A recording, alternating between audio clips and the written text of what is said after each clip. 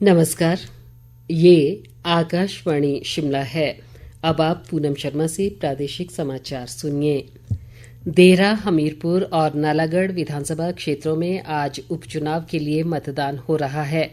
मतदान का आधिकारिक समय 6 बजे समाप्त हो चुका है, लेकिन कुछ मतदान केंद्रों के बाहर अभी भी मतदाताओं की कतारें लगी हुई हैं। ऐसे में मतदान प्रक्रिया पूरी होने में समय लगेगा। शाम 5 बजे तक के आंकड़ों के अनुसार तीनों क्षेत्रों में 67% से अधिक मतदान हो चुका था। नालागढ़ में लगभग 75, हमीरपुर में करीब 66 और देहरा में लगभग 64% लोग मतदान कर चुके थे। तीनों क्षेत्रों में 315 मतदान केंद्र बनाए गए हैं और इनमें 2,55,417 मतदाता पंजीकृत हैं। तीनों विधानसभा क्षेत्रों में कुल 13 प्रत्याशियों का भाग्य इलेक्ट्रॉनिक वोटिंग मशीनों में बंद हो जाएगा। देहरा और नालागढ़ में 5-5 जबकि हमीरपुर में 3 प्रत्याशी मैदान में हैं। देहरा में मुख्य मुकाबला मुख्यमंत्री की पत्नी और कांग्रेस प्रत्याशी कमलेश ठाकुर और भाजपा के होशियार सिंह के बीच है। हमीरपुर में भी मुख्य मुकाबला कांग्रेस व भाजपा के बीच ही देखने को मिल रहा है। यहां से कांग्रेस ने पुष्पेंद्र वर्मा और भाजपा ने आशीष शर्मा को मैदान में उतारा है। उधर नालागढ़ विधानसभा क्षेत्र में भाजपा के केएल ठाकुर और कांग्रेस के हरदीप सिंह बावा के बीच कांटे की टक्कर देखने को मिल रही है। मतदाताओं ने किसके पक्ष में मतदान किया है, इसका पता 13 जुलाई को होने वाली मतगणना के बाद ही लगेगा। विपक्ष के नेता जयराम ठाकुर ने राज्य सरकार पर उपचुनाव के दौरान सरकारी मशीनरी के दुरुपयोग का आरोप लगाया है।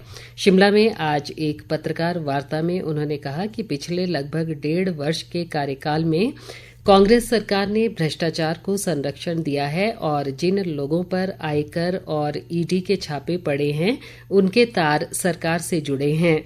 जयराम ठाकुर ने कहा कि सरकारी कर्मचारियों को कांग्रेस के पक्ष में मतदान के निर्देश जारी किए गए हैं और हर स्तर पर सरकारी मशीनरी का दुरुपयोग हुआ है।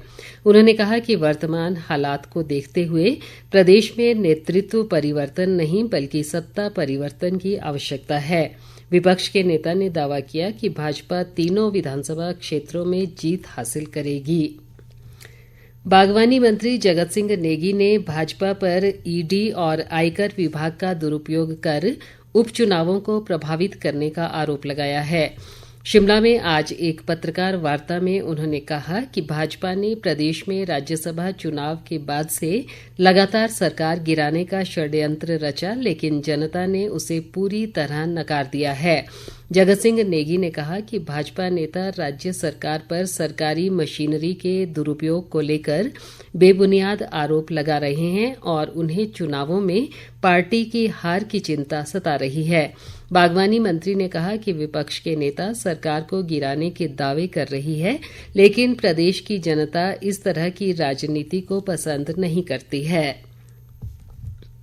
शिमला में सहब सोसाइटी कर्मचारी यूनियन ने नगर निगम के खिलाफ मोर्चा खोल दिया है। नगर निगम के सफाई कर्मचारियों ने नगर निगम आयुक्त को 32 सूत्रीय मांग पत्र सौंपा था, लेकिन उस पर कोई कार्रवाई न होने पर इन कर्मचारियों ने आज उपायुक्त कार्यालय के बाहर धरना प्रदर्शन किया।